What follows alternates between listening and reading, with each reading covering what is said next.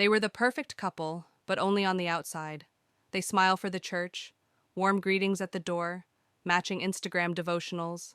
But behind the front door, silence, distance, tears cried into pillows late at night. Samantha and James were hanging on by a thread. The arguments had become daily. Resentment had settled in like mold. He felt disrespected. She felt unseen.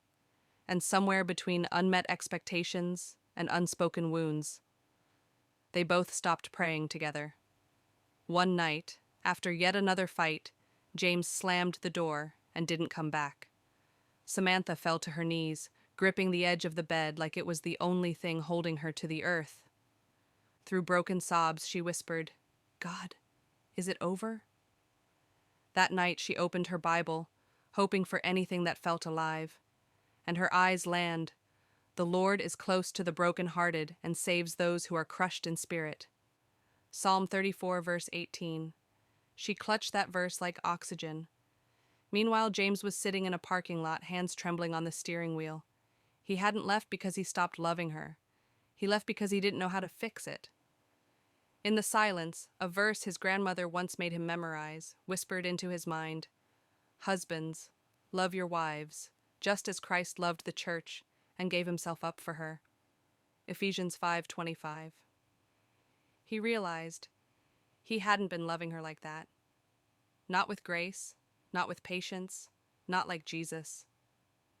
The next morning, James walked into the house, not with pride, but with repentance. They sat across from each other, both in tears. Not everything was solved that day, but something shifted. They began praying again, awkward at first, then real. They went to counseling.